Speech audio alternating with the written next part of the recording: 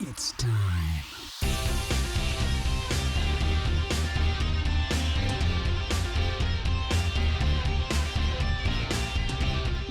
Bonjour! But we are live with Aaron Berg.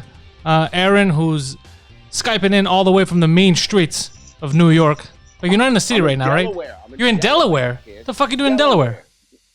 My in-laws live here. We've been here. It's been a quick little visit. Been 5 weeks and change now. Are you good with your in-laws?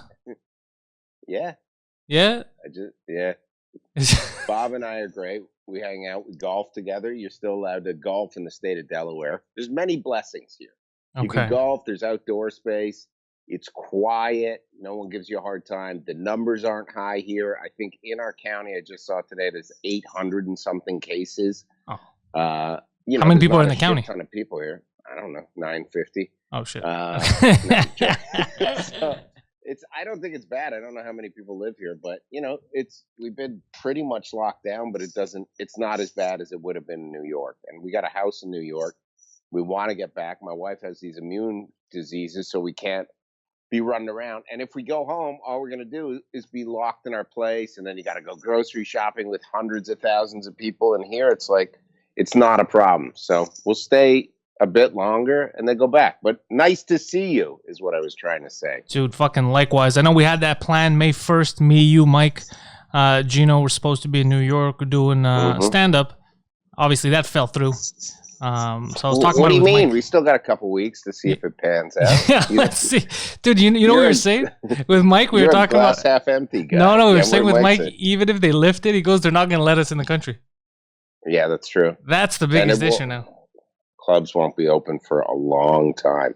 But you're crushing it. You don't give a shit. I don't give a shit. Patreon show. You got your other show. Yeah, I'm doing a lot of podcasts, writing. So I'm keeping. That's what I tell people is when they're like, "Hey, man, are you sad? Are you not getting work?" I'm like, "Look, I lost stand up, but fuck, I was. Yeah. I already planned ahead, right? You too, same thing." We're extremely fortunate, man, and it's like if I didn't have In Hot Water and then Gum Fridays, and then I just got another thing, it's like we'd be dead in the water. If you were just relying on stand-up, you'd be dead in the water. Yeah. That's why I remember years ago, people were like, you got to have other stuff. And you're like, no, I'm a stand-up. I'm just going to keep doing things. You'd be dead in the water. Yeah. But some guys are making it. I saw Derek Sagan is doing his like pandemic shows on Zoom. God bless him. I couldn't do it. I couldn't do it. I called him and I go, hey, man, I saw you. And he told me how much money he made for one night. And I go, oh, it's worth it. Like financially, it was worth it. But I'm like, I can't. I love the crowd too much. And, Derek's a really good stand-up. Yeah. So it's ballsy of him to do it. But it's just like, I couldn't do it. And once I talked to like Okerson and guys like that, and they're like, no, we're not. Then I was like, okay, I know which side I'm on. I'm not zooming. Yeah, I couldn't do it, and it's funny because I know that Derek was doing it, and I was talking shit, not specifically about him, but about that whole thing a week and a half ago, and comics would text me like, why are you mad at Derek for doing... I'm not mad, I just think it's fucking goofy. I'm happy that he's able to make money. I'm happy that he's able to cash in because he's my friend, but I personally, I can't get in front of a screen and start like roasting people, no laugh. It's weird. No, it's weird to me. Me too. I'm on your side, and I love Derek too. We go way back. But it was like when this happened, my first thought was like, I'm like, okay, maybe I could, if there's a way I could do crowd work online, I could make money. And then sure enough, people started reaching out, like literally after 2 or 3 days, being like, hey, we're going to do an online show. If I give you this much money, we do 12 minutes. And I was like, okay, so it's the business isn't dead, but then you think about it and you're like, it's just painful. Like if you watch that Melissa Villaseñor clip that came out last week, she's on SNL. Oh, she's the one that does the voices, right? And the she tried to do like 45 minutes of stand up by herself, and it was just you can't watch it. So I miss it, but I don't, dude. Like I was crushing sets all the time. I do 15, 20 a week. I did 25 in a night, of course, which is the record. It's on Amazon Prime for anybody that doesn't know. Yeah, 25 sets. Thank you. But I was at the point, dude, where I'm like, I needed a break, and I don't want to be weird about it, but it is to me. It's like the best reset. We could have done it without China having to be dicks and spread like the black virus of the millennium. But it's like, to me, I'm not saying I've never been happier, but I'm way less stressed. I get to spend so much time with my daughter, which is great. My wife and I get along now because I'm not running all the time. I'm not always thinking about where I have to be, what I have to do. It's just like, okay, today I'll do this shit and that'll happen when it happens. Working from home is the best. Dude, right, people complain about it. I don't know what they're complaining about. I've accomplished so much more. Like the shit I'm writing now, not just for stand-up, but I'm writing some scripts that were due in fucking, for a couple of months. Don't do it yet. I'm getting everything done now. So as soon as this is over, out of the gates, I want to have all kinds of shit ready to go. I see a lot of other comics just being sad and be like, I can't wait till this gets started again. But you're not doing anything. Motherfucker, get on the internet. Look at the shit we got. Look at me and you. We're in 2 different countries. Live, streaming for whoever the fuck wants to watch it. It's going to be up everywhere. You can get shit done. There's such a demand for content now, too, where it's like, and people's standards have dropped so poorly. Like, because people were used to network TV with like big, flashy you see how late night doesn't work anymore, but it's like we watched ABC's Disney Family Sing-Along the other night, and it's just people from home. Just zooming in. Like, oh, these are TV stars now? Like, anybody can be a TV star now. It's an amazing time. And now if we could just... I do think we need to, at some point, declare war on China. I think that'd kind of like... I don't know what... But someone's got to do something to China, and I'm kind of over it. But it's also no. Like, economically, somebody has to do something because this should be punishable, right? Because there's only 2 scenarios that they say are possible for this. 1, it was accidental in that market, right, in the wet market, or 2, what it's looking like now, it was accidental that came out of that lab in Wuhan. Either way, whether it was an accident or not, whether it was a lab or not, you guys suppressed the whistleblowers. You fucking suppressed how serious it was, and now the entire world got fucked. Economically, people are dying, so you gotta pay something. Reparations, at least. Someone's got to do something. I don't even think it should be financial. I think they should go in and just like kill a ton of Chinese people, just like Expendable style. Just like, we gotta go in there. Yeah.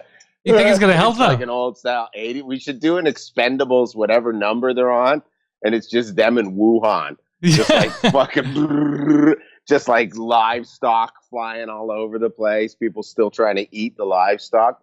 It made me incredibly xenophobic, whereas I wasn't before. I'd never judge a country like that, but now it's like, look, I got Chinese friends, but fuck China. And now I understand like how Muslim people are always like, Israel is horrible. Is that what about you? Like, now I understand people that hate Israel but still like Jewish people. I get it. Yeah, you hate the same thing with me in China. I never I don't like communism, so I never liked the regime of China. And the Chinese people are getting mad at them, but in reality, they got less power than anyone else. Dude, they can't do shit in China. You can't talk back to that government. Look at what happened now. Doctors were coming out. They're getting killed. Yeah. The biggest victim in there is those people because they can't do anything. Like, we try to warn you, but this guy fucking raped my family and killed me. Is it a dictatorship? How would you describe it? How would you describe the leadership? It's a tyranny. I know it's communist. A tyranny. It's a tyranny. They're definitely tyrannical, right? Because they do whatever they want. They silenced a billionaire. There was a Chinese billionaire that was talking shit. He's like, they mishandled this. They're fucking us over. And then he disappeared. If you can make someone with that kind of money in your country disappear, dude, you got ultimate power. He just disappeared. So they haven't found his body, this and that, but he disappeared after talking shit for a while. He was going Maybe he's just lost. Maybe he was a billionaire. What about the doctors, the journalists? They fucked over a lot of people. So that government needs to go. But more importantly, we as a society, Canada, the US, Europe, needs to start building shit at home a bit more. Because we see now, if you're dependent too much on another country, look at what happens. And I'm not saying purposely. Let's say there's a fucking power outage in fucking China, okay? And there's emergency supplies that we need, medication, anything, and we can't get it. That's absurd. That's crazy. You should be in charge of at least your medical supplies. Yeah. At the very least. I don't understand why. And I've watched like some of the masks being made in Indian sweatshops and stuff. Have you seen those videos? I haven't seen the videos, but I know they're made there. Masks are just falling on the ground. There's like these Indian guys with no shoes on making them and stuff. It's disgusting. Yeah. It made me want to, like, I got to buy American or buy Canadian now. There's no two ways about it. I want everything to have like people should know if something's made in China. Because I don't know that. I'll see something on Instagram once in a while and I'll be like, oh, I want to buy that. I have a Charleston Chiefs hoodie I bought.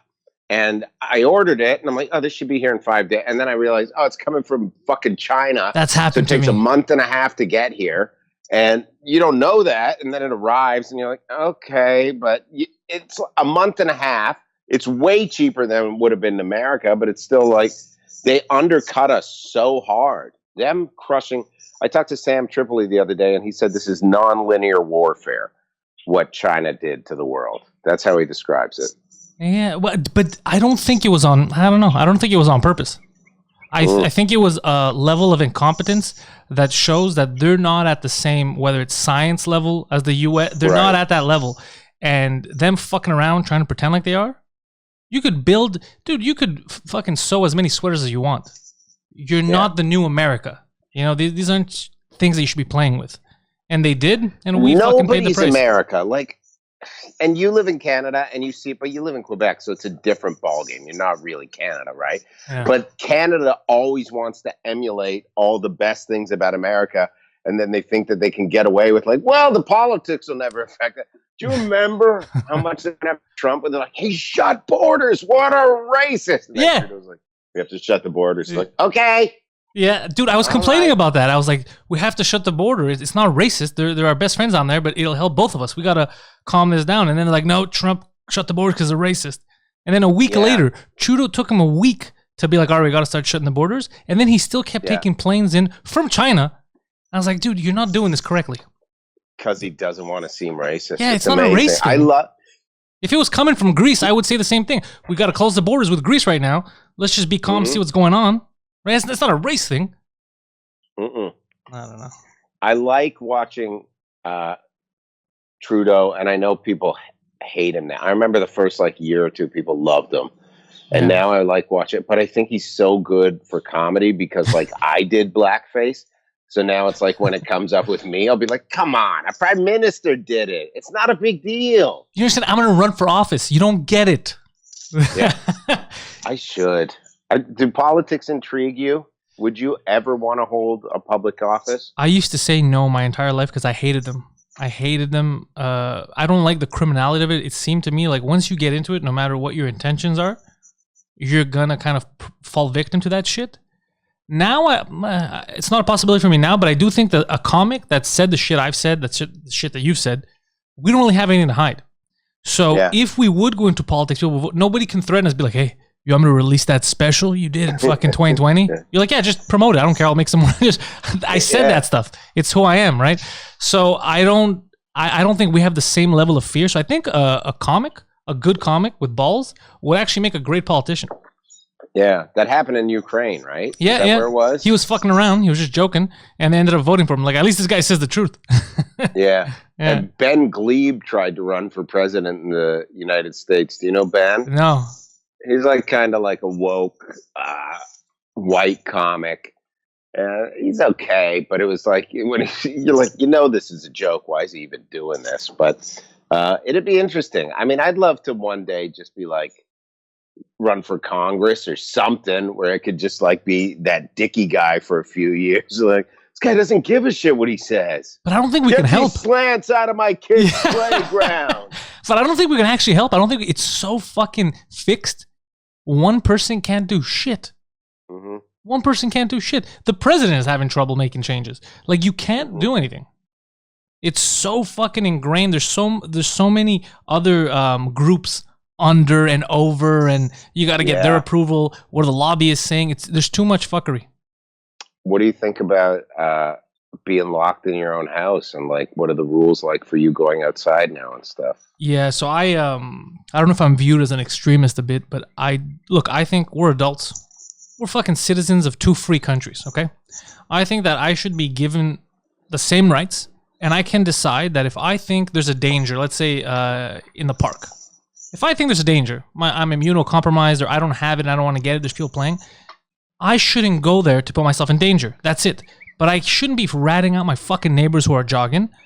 I shouldn't need the government to police me and lock me in my own fucking house. We're not in China here. You know what I mean? Yeah. Give people the education. Let them make their own fucking decisions. But God, are we really going to give up our freedoms? And the argument I had, people were like, well, if you want to be safe, you have to. No, I will not sacrifice my freedom for safety.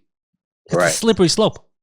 Yeah, very So that's how I feel. And some people are like, oh, well, you're just anti-government. You're this, you're that. It's anybody telling me this, I would be against it. Be like, no, you can't force me. I'm a fucking adult. Dave Smith, I don't know if you follow him. I like Dave Smith. You should. I like him. Dave tweeted yesterday about, at what point do we say the number of deaths do not justify what's going on, do not justify the ramifications in terms of the law. And Seth Simons, you remember him? Oh, he's that clown that kept writing those stupid fucking articles trying to expose people. Yeah, he was the one that basically canceled Shane Gillis. Oh, I hate that motherfucker, dude, then. So he wrote about Dave Smith. He's like, this guy is going to get people killed because it would inspire people to go out in the streets and stuff.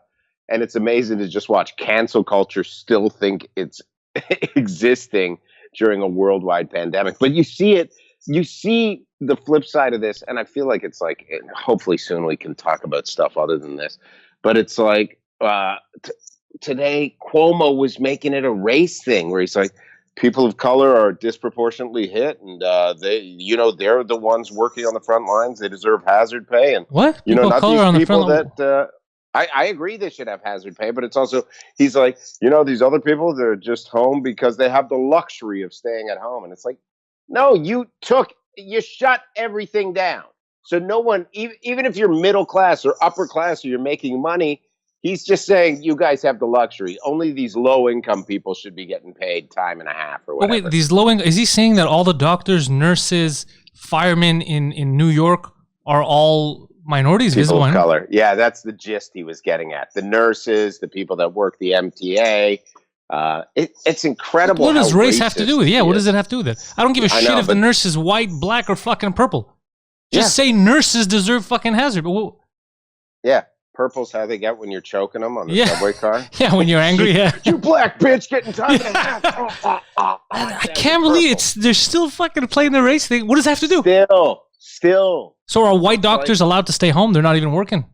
It's nuts. And it's like, it's fucking offensive. I understand caring about poor people. Yeah. I understand it. But there's also this essence of, the American dream. And like, I was an immigrant. I moved there 9 years ago. I don't get any help from the government anymore. I pay up. And I did. Initially, I had Medicaid for like 2 years. And I admitted openly, I had no money. So I had to use the system. But now I've paid way more back into the system than I've ever used through my taxes and through paying for health insurance. So it's like, why are middle-class people punished in this country? And that's really what it seems like. All the buzzwords are like, there's going to be middle class tax breaks, and we're going to look out for the middle class. People know, because those are the people that feel the most fucked over. People that are poor don't feel fucked over. When you get government aid and you get your health care for free and you have a place to live. Michael Che paid his grandmother's building. I saw that, yeah. 160 units. It was so hard for me to not tweet, well, there goes $16. Because it's would it be that cheap? Because I love Che. Yeah, I like it it's too. Also like, how much rent are these people paying? $100 a month. Still a cool move. I like that he did that, yeah. It is a cool move. I agree with that. I just feel it's so weird that politicians have to cater towards the poorest part of society when it's like, I don't even think those people are voting. How poor are we talking about now? Because I think there's maybe I'm misunderstanding, because I don't think it's that cut and dry anymore. Like there's just a middle class, an upper class. There's so much in the middle. Like there's poor middle class people. Right. But I feel like people really below the poverty line, like people that live in community housing, are the but those aren't nurses. That's what I'm saying, is what they're saying doesn't even make any sense. Because then if someone's living, that's not the nurse. Unless they're cheating the system. Unless they're nurses and they're like cheating the system. I don't understand it. I feel like a lot of it's bullshit. Look, I think but I don't understand the need to make it all about color and make it's. That's the problem. The problem is the country's constantly divisive, and we don't live in a progressive country, America. Canada, to a certain degree, but it's also like it has to flip back because you went so far left. It has to flip back. But America's never been progressive for as long as I can remember. It's always like one president comes and tries to undo what the last president done. That's exactly what whoever comes after Trump is going to be trying. Okay, let's switch everything back to this. And, Trump's first few years was to get rid of everything Obama did. So a nation can't progress like that in terms of the history of great nations, it's not, the American dream is what it is, but it's kind of topped out. I'm surprised that even in this time, when just 2 weeks ago they were talking about how this is the great equalizer. You get to see that we all bleed red. We shouldn't keep bringing up race. This is stupid. And then now they're like, yeah, let's bring up race when it's got nothing to fucking do with it. We just said don't bring up race. It's got nothing to do with it. And then right away they're like, well, but what the? I could give a fuck. I could give a fuck about the race of someone. Maybe this means it's starting to go back to normal. Like as soon as people start getting all uppity about race again, you're like, oh, okay, we're almost. Also, what do you think about the people like Alex Jones went out in the streets? Did you see this weekend? I saw the video, and I saw it on Twitter, and I don't know if it's just I'm autistic, but instead of focusing on him being out there shaking hands, what I kept focusing on was I saw a tweet from his ex-wife, and his ex-wife was like, this is my ex-husband, he's putting my kids in danger, he's out there shaking hands. And then I looked at her profile, and all her tweets were, this is my ex-husband, retweet this, call me at this number, 1-800, whatever the fuck, we'll talk. Like, and I was like, wait, do you care about your safety? Or are you promoting your fucking show? What's happening here? Like, you keep saying, I'm scared because he's out there, he's going to touch my kids. By the way, give me a call here, and we'll, what the fuck is going on? What, is everyone selling something? Yeah, I think she has her own show, or I don't know what the fuck she's doing, podcast. And that's what bothers me is that people who talk against racism end up being the most racist. And then I'm like, Jesus Christ, that's fucking racist. And same thing with people that are like, you're in danger, you need help, are the fucking people that don't really care. They're promoting something. Like her. Yeah. She's scared for her kids. By the way, give her a call. Give her a retweet. Don't forget. Like and subscribe. Everyone's so full of shit. Like and subscribe. Click below. Full of shit, dude. And that pisses me the fuck off. My little dog here. What's he? What type of dog? She's a mix. There's some Yorkie in there. I think there's some Chihuahua. She was nice. I got her from the SPCA a couple of years ago. She was taking beatings for 7 years. Oh. Yeah, she was neglected and abused, so they couldn't find a good home because she was scared of everything. They were gonna put her down. Yeah. And I felt guilty. I was like, I'll try it out. And then have her last couple of years completely changed her demeanor. She's happy now, not scared of noises. She was like an abused child. It's like we got a Chihuahua that was a rescue too. You saw the difference in the beginning, right? They're all fucking anxious and scared. Some people are fucked. Yeah, I love my dog. I got to get him an oral surgery, but we can't do it. Richie Redding, you know Richie? His girlfriend is a great vet, and she does all of our dog stuff. But no, I think her parents had corona, and I haven't actually talked to them for like a week or two, but they weren't doing well, so I got to check in. A buddy of mine's father just passed away. Who? A buddy of mine's father here passed away. I think he was diagnosed. They said he had corona on Friday. I think Saturday he died. Yeah. And another one of my friends yesterday, he had it for a week, but his father had Alzheimer's. He was in a home. He died a week later, so he just died. I think it was yesterday afternoon. I keep getting phone calls for a week and a half of people fucking dying. Yeah. It seems like now's the time. But dude, I'm telling you, I thought my parents had it because they flew back from Florida to Toronto during the peak of it. And I'm like, oh, they got it. My dad had a kidney transplant before. I'm like, they're not going to make it. They're fine so far. Okay. And then I had two friends, Jimmy Big Balls, who worked at Gotham Comedy Club, Lisa Lampanelli's ex-husband. He got it. Big dude, real heavy. And you're like, oh, he's going down. No, came out fine. They gave him the hydrochloroquine. And so that's actually working. Yeah. That's what everyone's saying. Yeah, and then Jeffrey Gurian, who writes for the Interbank, same thing. Yeah, I thought he was going to die. When I saw the tweet, I felt terrible. Like, oh, he's not going to make it. Mm-mm. And then I was happy and surprised. Yeah, that was a good surprise. Yeah. Yeah, and now he can come back and write his horrible articles that he writes on that. I love him so much. He came to our wedding. He'll write about comedy, but he'll be like, my man, Derek Gaines, got some new sneakers. Love hanging out with my bro. Love hanging out with my bro. Take it easy on the bro stuff. You know? But you're in a weird position because has your wife you brought her up to Canada a couple times? Yeah. Does she like it? She likes it. My wife is like shockingly liberal, but you can still have and I mean I think I would be a liberal as determined by the old liberal standards. As determined by what the word means?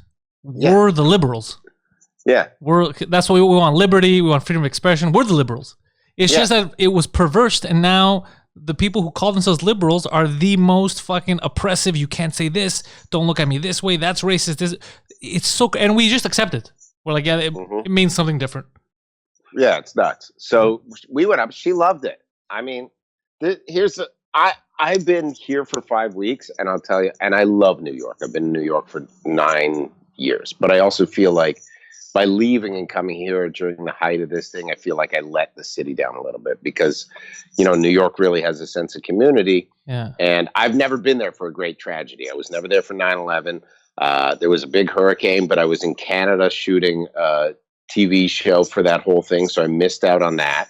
Remember when all the power went out and shit? Yeah. And now I'm here for this, but being away from New York, I'm like, why do I even live in New York anymore? Like, if stand-up's not going to come back to the degree that it was at, there's no point in living in New York, because it's like, I don't need to run around and do spots all the time when it's like, I got in hot water, I got this other thing, we got Gum Fridays.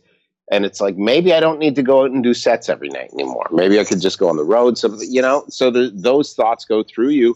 And it's also living this life where you don't need to work all the time to live. You can live and do stuff. People here have hobbies and shit, which is mind-blowing. Like, what do they do? I don't have any hobby. I don't know, like go collect driftwood and make tables out of it and shit like that. I want a hobby. But it's like, you want a hobby. Yeah.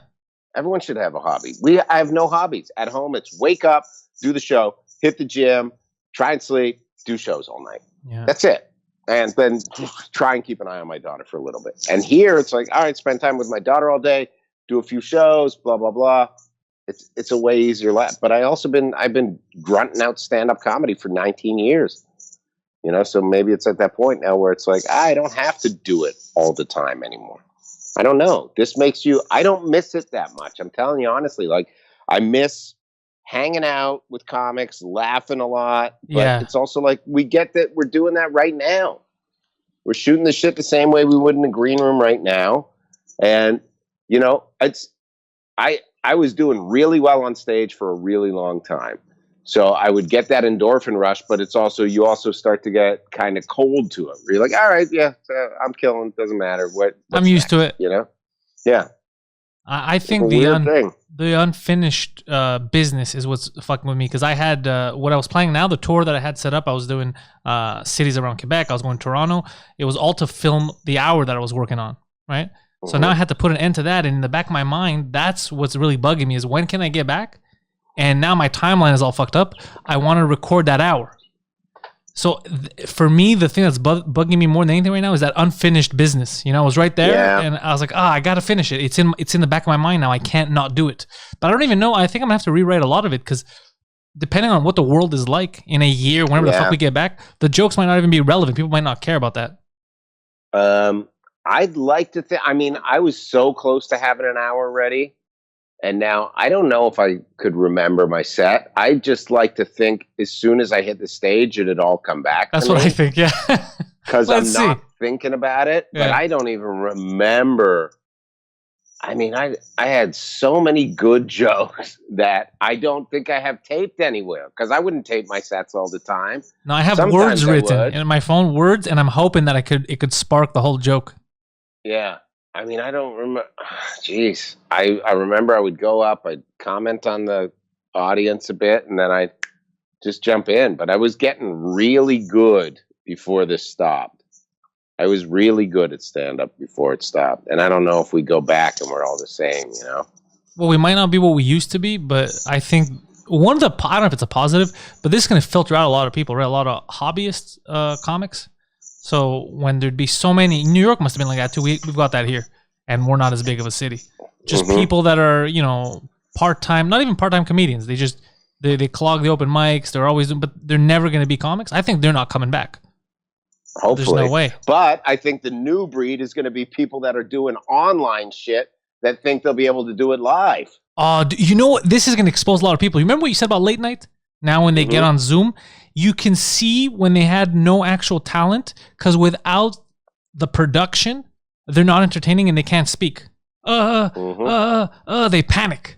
They don't have what we have. They don't have that, because it was always a facade. It was never them. There was all these people building the facade around them. And then you see them now like us, exposed, we're all right. It's as if we're here. We're just shooting the shit. And then they're second guessing everything. Like, oh, this might be racist. Oh, what's a good joke here? Because you never wrote your own fucking jokes. That's what happens. Yeah. Motherfucker. So I think It's it'll so expose a fun lot of to people. watch the lack of talent. And it's like, I think it also takes away from, like I've never done a late night spot and I always wanted to, but you see so many bad ones and people are like, yeah, it's good. And it's like, no, it's not. So I feel like, I don't know, comedy is going to go through a renaissance after this, and it will come back. It's just a matter of how long it's going to take. I don't think it'll be until the end of the summer. Ari Shaffir called that a long time ago. Like as soon as this hit, he's like, there's not going to be comedy until at least after the summer. That was his take on it. But when are people going to come back? That's my thing. Is they might open everything up. Let's say August. Let's say they say July, August. That doesn't mean we're going to have people running to cram our bars, cram the the theaters. People are going to be scared. So let's say they do this. Let's say they do temperature taking, mask wearing. Okay. Some people will then be like, all right, let's go out. Yeah, with masks. But it's also like, how are you going to do stand up with a fucking mask on? Oh, for us, if we're wearing the mask on. Yeah, well, I mean, we're going to have to wear masks. If everybody else is, we're going to have to in New York. Fucked up, yeah. It takes away, dude, that's 70% of your face. Yeah.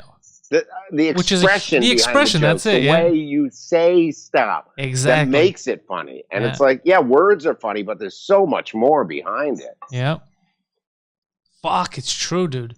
It's Mike was telling me that too. Mike doesn't expect it to get back normal for a while because of all this. Because people are just gonna be scared. Because his tour in French was in full fledged. He was selling out everywhere in the province, theaters, and bam, he just had to stop from one day to the next. Like it's fucking insane. What do? Because he doesn't. He was also thinking of, do I just push the shows back? Because he had a timeline of when he wants to release his hour. He already filmed it. Yeah. Right. So he's like, do I push that back? So it's just a lot of people are having their whole fucking career trajectory just change. So it's fucking, I don't know. But it also reminds you, I mean, really what's important, because like I was in such a hustle mode. And, I just got just bought a Mercedes a while ago. And I was like, oh, I'm killing it. And then it's like, we're here. The Mercedes is just sitting in the driveway, and it's like, because I can't drive it because I got New York plates. I'm in Delaware. I'll get pulled over. Oh, they won't let you drive it? No, you can't drive New York State plates out of state right now. They'll pull you over because New York is the hot spot in America. So everybody was freaking out. All these New Yorkers are leaving New York, bringing the disease somewhere else. So they're freaking out. But it's like, it reminds you what's important. I said to my wife too, I was like, I don't want to go back to doing our life before. Do you? And she's like, yeah, I do. And it was like a moment where we're really having this different view on the thing, So she misses it. She misses it a lot, but she teaches gymnastics, and stand-up's not her primary source of income. So she's still at that, I love it, but I think she's also in that love affair stage of it in those years where it's like, it's more about expression and enjoyment and the art form. Whereas I was like, all right, look, how many grand is this going to pay on the Saturday so I could do that instead of running around doing this many spots? So, the business level of it, it's nice to have a break from. But it'd also be great to, crank new jokes and stuff. But I still laugh. Like my wife last night farted in bed. It was so fucking gross. And it sounded fake. I go, that wasn't real, right? Like you made that noise? She goes, no, that was real. And then that stink hit me and I just started laughing. I'm like, it's like fucking sleeping with an old man with Alzheimer's. And I go, I love you. I'm not sleeping in this bed. And I walked down the hall, went to a different room, came in this morning. She goes, it really hurt me that you went to the other bed. I go, Christine, I love you very much. You would have done the exact same thing. It was not to hurt you. That was downright offensive. She's like, I was eating a lot of cauliflower. And I'm like, what am I, fucking married to Woody Allen? What are you doing? It was a self-defense move, Christine. Yeah, I had to get out of there. It was so bad. So I still laugh. It's fun. We still get to laugh. Well, DePaulo left, right? I got to see it. When was your last show? How long ago was your last show? My last show was, I think, 3 days before the shutdown. And then so it shut down, I think, on Friday. Oh shit, this was crazy. So on the Friday, March 13th, I think it was, I had a big show here at one of the theaters. And we had to shut down because they said anything over 250 people, you can't do. That was the first wave. So I was like, holy shit, okay, let's postpone. Yeah. And then all my gigs that weekend at the clubs started getting canceled.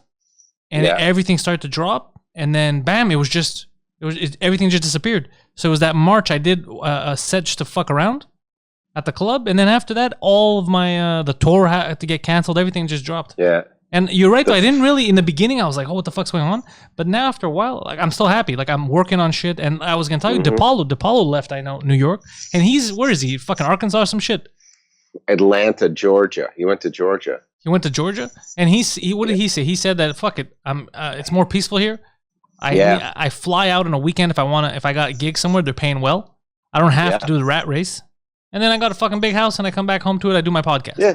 And you live like a king outside of New York. It makes sense. It's like we're here, and I'm like, oh, look at this house. It's $550,000 on the water. We could have a boat, and it's like where I live and I rent is $1.2 million, and it's a tiny little row house, and I got to walk, 12 minutes to get to the train. So it's an amazing thing. The last shows I did were the 14th of March, and I remember the stand was like, oh shit. There was still people there, but they had to move. There was supposed to be 5 shows that night. I think they put it down to 2 shows, and they put it in the small room. But it was still popping. And then the Sunday, I was like, yeah, I'll hop in the car, I'll go, because my wife left on the 13th. I'll go see them. And it's been 5 weeks and change already. Holy shit! So you were still doing when you did those shows when they put you in the small room. No one was really concerned yet, right? People were still popping up. Nobody took this seriously. I'll tell you, I was with, I'm not going to say her name, but she's a very funny female comic. Pretty well known, not like Schumer level, but very well respected. And she was doing the same shows as me. She was at the Stand and Broadway Comedy Club that night. And she goes, I'm not really advertising my shows tonight, because she kind of knew that it was frowned upon to be out doing shows at that point. And I go, yeah, me neither. I'm not mentioning it, because you knew you would get some flack from it. Because at that point in time, people were like still packing in the bars in New York City, and they're like, yeah, fuck this virus. I was at Mike's Club the day before they made the announcement. It was late at night. I had done a set in French at a place across the street. I went over to Mike's Club, just drinking. It was packed. There was sets going on there. No one was the wiser. So the next day when they announced it, I started panicking. I was like, holy fuck, there's a virus? I literally shook hands with everyone. There's like a couple hundred people there. So I remember that. Yeah, same thing. People weren't taking it seriously. We had like the last few shows we did, I was taking Clorox wipes with me everywhere, and I'd wipe the mic down. And it was at the point where some people thought it was weird, but other people were like, oh, I get it. And then I just would get to do a great joke. Like, I'd be like, oh, I got to wipe this down. I don't want to catch gay or whatever it was. But it was a fun intro bit. And they were switching mics for comics at another club. But I'm shocked that those last couple nights I didn't catch it, because it was like, and I was being really careful, but knowing what we know now, or whatever the information is we're getting, we don't know if it's real information. We don't fucking know. How do you know it's fucking that someone can sneeze and it lasts for 5 days or whatever? Yeah, how do they count that? I don't fucking know. Huh? How do they calculate that? I've been saying the same thing. I don't understand a lot of this shit. And it's like, if you know that much about this thing, where's the fucking cure? But it's also supposed to take 2 years, or is it even real? I don't know. So, Aaron, here's another fucked up thing I've been saying, and I want to see what your thoughts are on this. So last month, they told us, it's here in Canada, Trudeau said, don't get too comfortable and don't get too optimistic about a cure, because in order for us to have an actual vaccine that doesn't kill you, it should take at least a year, right? Maybe 2, because you might take something now and 6 months down the line, you got cancer. We don't know. All right, that's fine. Now I keep hearing rumors, we might have something that you're going to be forced to take August, September. Well, hold on a second, motherfucker. If you said that it can only be safe after a year, you're going to force us to take something in August or September? Are we all fucking... So if you say that might be dangerous, I don't want to take it, like, are you an anti-vaxxer? You one of these paranoid fucking conspiracy theorists? But say, no, I'm doing what you told me. You told me it's dangerous if I take it now. It's not ready, and you want to force me to take this shit. So I don't know. It's very suspicious, bro. Yeah, Gino's like of that thing, like your body builds up immunity, your body's got to get sick to get rid of it. And I respect his point too. It's a crazy thing, man. I think if we've learned anything, it's let's go to war with China. Yeah, if we've learned anything, bat soup leads to terrible things. Bat soup. I got so angry. I'm telling you, I was saying how good are bats though? Like how delicious are bats? People were risking it all on that fucking bat soup. But real, like Chinese people eat fucking water chestnuts as a meat source. So it's like, how are you gonna believe? I would never. I'm never ordering Chinese food. I was never a big Chinese food guy, but it's really turned me off of Chinese people. Not people, but Chinese. People from China. Joe Wong, do you remember him? I was about to go to war with him. I called him out on Real Ass Podcast. Said I want to fight him at Skankfest. Yeah, he's an Asian American comic. He's just like a cry baby. You got to check out his Twitter timeline. Just a cry baby. It's so funny. And it's just everything on there. It's like, Trump's so stupid. Also, Asian Americans get acid thrown in their face. Why are you doing this? And it's just, I just see him. I'm like, I want to fight him. I don't care how many Jeet Kune Do classes he went to. I just want to make a mess of this kid. So he's just and I'm 47 with a daughter and a wife. And I got... what do I got? Bone spurs and arthritis in my left shoulder. I want to make a mess of the kid. Sometimes people piss you off, dude. Sometimes there's just I see it on Twitter too, and comics all the time. Like, what the fuck are they talking about? They're just complaining and yelling over nothing, and most of it is Trump related. It's politics. Like you're changing nothing. You're there, and they're complaining. Trump doesn't know what he's talking about. Dr. Phil doesn't know what he's talking about. Yeah, none of them do. But you had no problem when fucking Gal Gadot gave her a fucking opinion. That was cool. Yeah. Yeah. But if Dr. Phil, who also is not a doctor, will fucking give his opinion, now they're all idiots. Don't listen to any of them. Why are you picking sides? Everyone's an idiot. I even get mad at, sometimes I'll get mad at Tim Dillon because I'm like, damn, that's so good. He'll do such hilarious. A good bit, and I'll be like, it's so good. I get angry at him. He's something else. He's excelling even in these times. This is working out for him. Yeah, Tim is, he's brilliant. I remember when we were used to work at the Stand all the time, and I remember sometimes I'd watch him bomb after me, and you'd be like, but you knew he was going to make it because he was like, he's such an anomaly, like this gay kind of right-wing, masculine, never talked about his gay shit on stage, you know what I mean? Which was how you knew. So many gay comics are like, I'm gay for the song, I'm Mateo Lane. Yeah. And, but like, Tim was just like, he's like this gruff King of Queens guy that's probably raping twinks behind closed doors.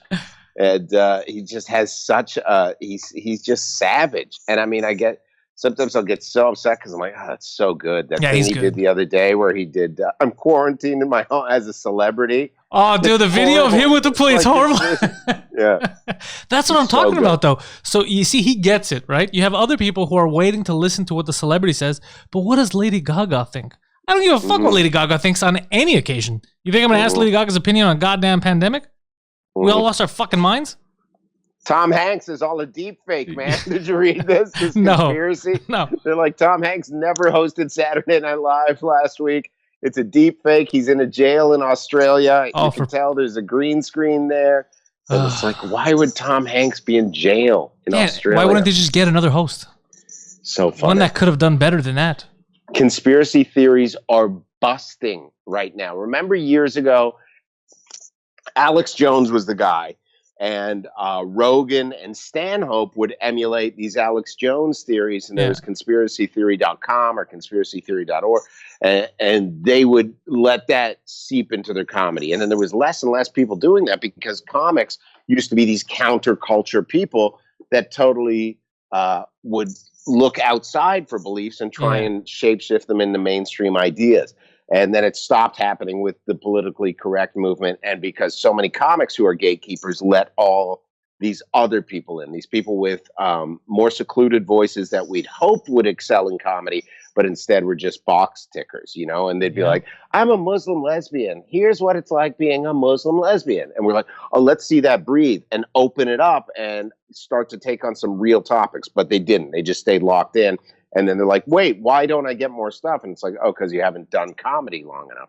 So the conspiracy theories now, because of this pandemic, are starting to boom to the forefront again. Like you're starting to see people, crazy Dave Smith, shit. Sam Tripoli, like people that think outside the box, really start to elevate themselves. And it's not a left versus right thing anymore. No. There's some real deep shit that's way more intriguing than that. And I think people that overly simplify it and make it, you're on this side, you're on this side, they're really taking away from intellectual discussion, because there's so many more. I saw a flat earth thing the other day, and you're like, oh, this is going to be gut. And you're like, oh, wait, they actually make some points. Like, it's convincing. Yeah, it's amazing. We use so little of our brains now, I think. I don't think people really think for themselves anymore. They don't. And it's an odd thing. And like, even if I'll go outside the box and say something that, I posted I'm with Joe logo the other day because they had this thing where you could make your own memes. So promoting the new fucking album. Yeah, so I'm with Biden. I had my finger up my nose like, I pick me, and making fun of his dementia. But then people would be like, oh, he's a Biden supporter. They don't get it. You don't even read the whole joke. Like, yeah, people are idiots now. That's one of the things is they go, now you're going to see that we're all the same. What I have noticed is that people are idiots. That's what this taught me. That my neighbor is a moron. That's all it taught me. When people are calling a hotline here in Montreal to rat out their neighbors for jogging too much, you're a fucking buffoon. How does it? Are you going to your neighbor's house? Even if he's running out there as a fucking bug catcher trying to get sick, what the fuck does that have to do with you if you don't have him in your fucking house? Yeah. You're going to rat out your neighbor. You fucking rats. No, people are dumb. People are dumb, dude. I don't like this rat mentality. I don't like this fucking not minding your business shit. Rat mentality is not a good thing. But have you been yelled at yet for going into a store or anything? Last week, I saw a black man yell at an old man at the line at the bank. He's like, 2 fucking meters. And I started laughing because it looked hilarious because the black guy was really animated and the old guy was shaking. And then the security told the old guy, you could come and stand next to me, man, because he didn't want him next to the black guy. But I was just dying. I was like, oh, no, bro. He's just yelling at the guy. I was like, he is right. Like, he was way too close to the guy. Yeah. But there's a way of doing things like, sorry, sir, can you move? You don't have to start yelling at an old man. 2 fucking meters. Yeah. It was amazing. But I got yelled at going into Walmart, and someone's like, wrong door, go in there. And I came in, and they go, hey, sorry about that. No, I get it. Like, I wasn't offended. My father-in-law went to the store. He got yelled at. He got too close to somebody. Oh, like, stay back. It's fun to watch. Do you feel like it's taking away from individual freedom? It is and it isn't. It is if you let it. Look, to be honest, I should be a bit more worried about the government here, but personally, I'm not. I go take walks every night. I want to be active a bit. Sometimes I'll jog. When I want to do shopping, I'll go. I won't wait in line. I'll wait till half hour before I know the grocery store closes, so I don't have to wait in that fucking line. Go in, buy whatever I have to buy. I'll get into some arguments. One of the security guys was giving me shit because I was rubbing alcohol on my hands. I was clean. He's like, I need you to wash your hands at that stand. I go, dude, I just did better than that. You know what I mean? I got my shit's on fire right now. So that, or the first time I tried to pay cash, I got into an argument with the cashier. Oh, we're not taking cash. I was like, that's all you should fucking take. It's the only legal. The rest is nonsense. Yeah. This the only thing you legally have to take is fucking cash. And she started freaking out. No, because of Corona. And I was like, you were taking bills last. There was cocaine on those fucking bills. Strippers, assholes, right? That's where these bills were. And you had no fucking problem. So I had this whole thing going with them. And then I started to calm down a bit because I don't want people to call the cops on me. But personally, I still go out. I do what I got to do. I drop groceries at my mom's house. I'm not going to let anybody dictate my behavior. Yeah. I just stay safe. I got some masks. I'll put on a mask if I'm going somewhere where I feel like the grocery store. People will fucking come up to you because you're cutting through aisles and shit. So I'll wear it there because I don't want to breathe in their fucking their essence. But that's about it. And then I'll always Are masks mandatory there now? They're not mandatory. When I first started wearing them, they were kind of people would look at you weird. Mm-hmm. But now it feels like if you're not wearing the mask, you're the weirdo. Mm-hmm. So they're not mandatory, but people I think prefer them if you got them. Yeah, they're not mandatory here in Delaware, but I wear them like to the store. I'm going to go to Walmart after this. Yeah, you have a kid, you got the wife, you can't take chances. Yeah. I feel like I could beat it if I got it, but I also could be wrong where I'm like, because I smoke 2 cigars a day, but I'm like, I'm healthy, but I can't run like 50 feet. So I've been thinking that too. Thing. I think you might be able to beat it. I don't know, man. I've seen One of my buddies here who in our studio, he does day trading. He rents a space in there. He believes too. I think he got it a month before this popped off. He's a healthy guy. He does like martial arts, jiu-jitsu, all that. And he got the flu. We just thought it was the flu a month back before this all started. And he was out for a month. Yeah. He said it kicked his ass. He didn't know what the fuck was going on. And then now he's the only one that keeps going to work every day, doing at the studio. He's alone because he's like, nah, I can't get it twice. Now that I know what I know, I'm pretty sure that's what I had last month. And it fucking tore his ass apart. And then he got up and continued. So there's probably a lot of us that got it since December. We just didn't know. Yeah. You know, not me or you probably would have remembered something that heavy. But someone got it. The sickest I've been was when I quit drinking and cigarettes like 6 years ago. Just and your body? Floored. I was floored for 5 weeks. Couldn't leave my apartment. Like just taking cold pills all day, all night. Floored. I'd go out and do a spot or two, feeling sick as hell. Do my spot, go home, and it was literally 5 weeks. And I was like, oh, this is detoxing from the alcohol. But it was like ass kicked. Had to cancel road dates. Was it detox? Was it just your body trying to adjust? I think it was detoxing from, like, I would drink every day. I used to drink like 4 bottles of wine a day. Fuck. So, yeah. Holy shit, dude. Yeah, but you're a healthy guy, man. You're always at the gym. You're fucking, you're jacked. You're taking care of yourself. Still working out here. Trained chest with my wife this morning. It's fun. Still getting the workouts in. Feeling good. The first couple weeks, quarantine, we're just like, fuck, let's just eat like the world's ending. Oh, I did that for 5 days. I felt like a piece of shit. And now I'm eating, I order all kinds of stuff with no sugar in it, meat. I'm on the keto. Like, I'm trying my best to not get out of this with fucking another 100 pounds on me. That's why I started jogging, taking walks at night, because I figure I'm going to end up dying. Dude, in this building, I have a gym downstairs. They closed off the gym. Of course they did. They closed off the gym, so now I'm like, fuck, what do I do? So I just go outside. Yeah, I had to buy dumbbells. I bought 4 dumbbells, and we got like a exercise ball, and then some bands. Well, like I stick them on the fence, and I'm doing crossovers and shit. Oh, so you're still, you're gonna be fit the whole time. You're not gonna. Yeah, I'm not gonna come out of this looking like a slob. That's for sure. Gino's gonna be fucking doing reps with his cats. Lives, he's gonna be fucking. He's gonna be like Will Smith at the fucking in that movie where he's got that apartment. I Am Legend. He doesn't give a fuck. Gino rides the subway. He's holding the poles. He doesn't care.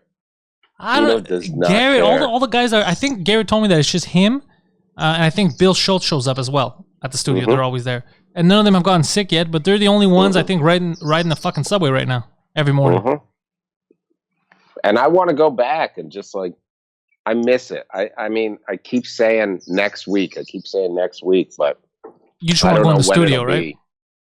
I miss the studio. And also, like, here, we're having a good call, but this morning, my internet cut out for like 10 minutes, and it's, it can be a pain in the ass. So, what's the drive like? What's what? What's the drive like if you want to go into the studio? A couple of hours? From here or from where I live in the city? From right now, from there. Oh, 3 hours and 20 minutes. So you would have to stay at your place in the city. There's no... Yeah, and then it's like, and then I wouldn't be able to leave. I wouldn't be able to get back here. Or they're doing that whole fucking checkpoint thing? Yeah. They start doing that here too. I don't like that shit. I mean, I see the necessity, but at the same time, it's like, are we going to start restricting travel within the fucking country? Are we crazy? That's what they're doing here. I don't like that shit. But it seems like Florida would be a good place to, like, Florida was like, wrestling is an essential service. Did you hear that? They're too goofy. Like, Florida goes the other extreme. You know what I mean? When they said that the WWE is an essential service, it's like, Jesus Christ, it's amazing. Florida's the Wild West. Nobody gives a shit. We had Billy Corbin on our show. You know Billy from, he directed Cocaine Cowboys. Oh, yeah. I've seen him on Rogan. Yeah, and he's he's like, Florida's just a mess. He hates it down there. Yeah, because they're fucking crazy. Yeah, I miss it. I love Florida so much. It's fucking, it's a free-for-all. Yeah, Mike's got a place down there. Where's his place? I think close to Orlando. Or outside Orlando or something. So he likes Florida, he tells me. Yeah, I like it, but there's too many French Canadians. Dude, you're saying that. It's not a joke. It's the truth. I know. There's so many. My parents have a place down there, and I'll go down there and golf, and it's like 80% French Canadians. Yeah, what about when this all ends? And I know you said you're gonna see how you feel about it and what a stand-up mean to you and all that. You ever thinking of when it's done, at least come back, maybe do a Canadian tour? Because I for sure will, because I think I would imagine Yuck Yucks would get up and going before a lot of American clubs, and I'm tight with Breslin, so I'll take that time to do the places I haven't done, like Vancouver, Calgary, Edmonton, maybe even the East Coast. And yeah, for sure I'll do Canada. And I love doing Canada because it's like our type of stand-up is cathartic in Canada, because people don't get to hear that stuff anymore, where they're just like, oh, what a breath of fresh air. Yep. You go to Toronto and you'd think it's like this total PC shithole, but in a comedy club, people are so happy to hear freedom of speech. That's what I was hoping for. Anymore. I was hoping April 25th I was supposed to be there, Comedy Bar, and I was looking forward to it because I hadn't done a big show in Toronto ever. So I was like, I wonder what the crowd's going to be. Who are these people that are going to? Who are these podcast fans? Who are the people that are going to come out, and how are they going to react? Yeah. Is it going to be the same as when I'm in the States, Montreal, that stuff? And obviously, I didn't get to experience it this time, but I have a feeling that they're probably tired of that PC bullshit. Saying because it's a big city, I'm sure that the people that are going to come out are going to feel like a New York crowd. Yeah, and if they're your fans, for sure. But, Comedy Bar was also the hive of all that, like, shanty shit. Shanty, the trans comic, was running that place, and I think they were super woke, but that was probably a big wake-up call for them to find out they had a rapist assaulter in their midst. Yeah. Yeah. That's why it was going to be a fun experience for me, because I often thought that. I go, do they know who I am? Mm-hmm. Like, have they looked at any of my shit? Because as far as I know, I don't know which bars, which clubs, but I knew that there was a lot of that super hardcore leftist PC shit going on. So, like, I wonder if this is one of those places. So I asked around. That's the place. That would have been a great show. That would have been a great show. And they didn't start like that. They started really edgy, and they just wanted to be different than mainstream comedy clubs. But then that thing took over, and I remember, like, Shanty, like, calling for me to be banned. She would tag Comedy Bar. She'd be like, don't ever let this guy in the building. It's like, I don't even play that place anyways. But it was over, a whole bunch of trans comics did a show, and somebody released the list of the names of the comics and said all their pronouns next to it. And I put on Twitter, I go, boy, these credits suck. Because it was where the credits should be. But instead of Comedy Central, Netflix, it'd be like, he, him, they, there. That's amazing. And then they reached out to me. They're like, not all these people are out to their parents. Take this down. And I go, nah, I won't take it down, but I'll block their names out, which was as nice as I could be without fully censoring myself. Because I talked to Mayron Kegnani, and I go, these people, and he goes, look, it's up to somebody when they want to come out. You can't out these people. So then I took it down, but not took it down, but I blanked their names out. Which is some of them reached out. Good compromise. Yeah, and I'm like, I'm a comic, and my parents don't know that I'm non-binary or something. They probably got a good fucking idea, you weirdo. My parents don't know that I'm non-binary. Yeah, so but it was so fun to watch Shanty fall from grace. That has to be like the best Canadian comedy moment since Mike McDonald was around. Dude, I didn't even know anything about this person. I remember, and when it was hitting the news here. Sexual assault and, try to fucking basically rape people and hold it against them. And I was like, what is happening in these fucking Toronto clubs? Like, they talk shit about certain Montreal comics, like, we're too much, we're edgy. Like, we're not raping anyone. We're not, we just talk shit. We're not raping people. You're funny. So much worse. So funny. And then somebody wrote something, Garrett Joyce, who's a best-selling author in Toronto, also was like an amateur comic, and he wrote something. I said something about Shanty, and he goes, yeah, I wish we could go back in time and they could reassess the Hogtown Comedy Festival winner and take it away from her. And Laura Ray, who runs the Winnipeg Comedy Festival, was like, why must you dead name him? Because he wasn't offended by the fact that Shanty was a rapist, but that someone called him her. So it's amazing how they get their priorities all messed up. You know what that is, dude? That's just selective, and like it's a form of activism to be offended. I think it's lack of accomplishments. Because normally, like when we want to share something, let's say you right now, fucking American Etiquette is coming out. Okay, it comes out on Thursday. People are gonna get that shit on fucking Apple Music. You got 25 cents. You want to promote something like, here, guys, check this out. I have this to offer you. If you have nothing to offer, you know what you do? You go online. You look at what somebody said that could apply to you, and you're like, look at this. He hurt me. I'm a victim. The only attention I could get is from me being attacked because I'm not going to produce anything. That's what it is. And they get used to it. They're like, I got to be relevant. The only way I could be relevant is if I'm a victim. And they never work on themselves. They never create. They always just try to destroy shit and cry.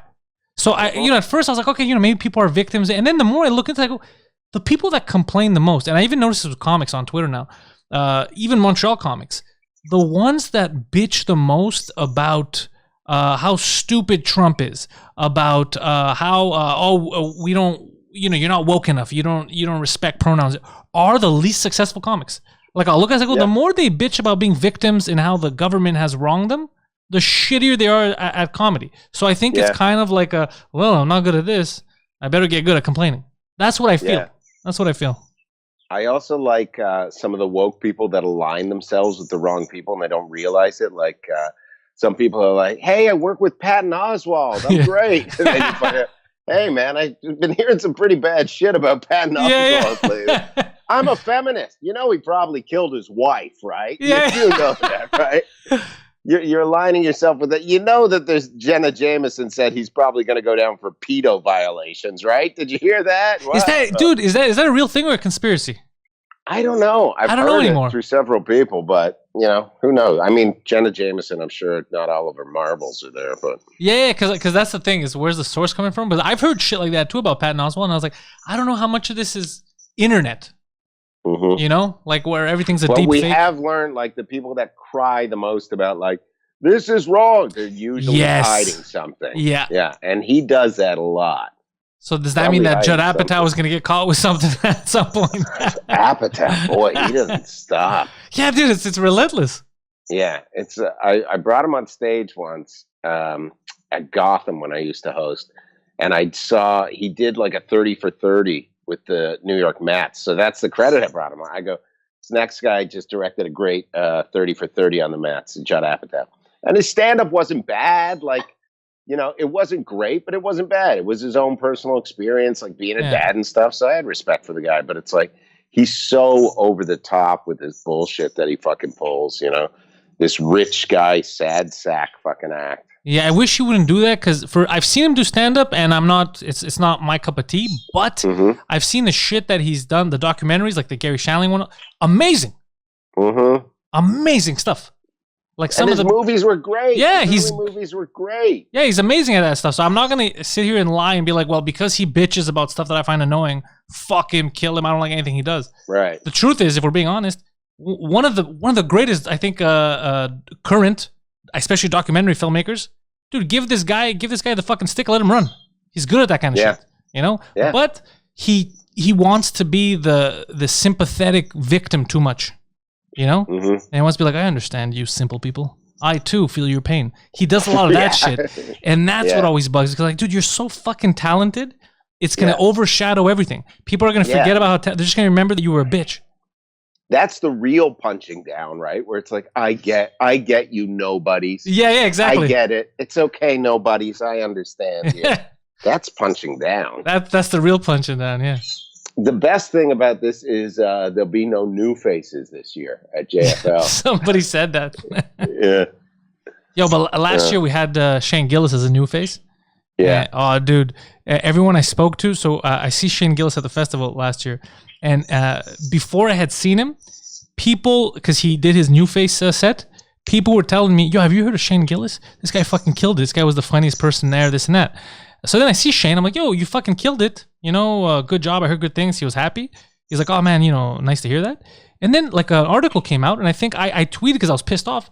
They spoke about everybody but him. And they spoke about, I think, a chick who I was told was shit, and then she was just talking shit about everyone backstage. So then I lost it. I was like, oh, man, I can't hold it, and I got to tweet this. And that's what I was like, dude, everyone who saw the set said this guy was the best fucking comic. You don't fucking mention him. And then you mention pieces of garbage that were toxic backstage. Yeah. And then I saw him at one of the parties, and he was fucking just a cool dude. But I was hoping he'd get something out of it because nobody said anything negative. Like, dude, this guy's fucking hilarious. And then he got SNL out of it. And for me, it was one of those. You ever have those moments where you realize you're like, oh shit, I'm still. There's certain people, if you like them, you're gonna fanboy over them.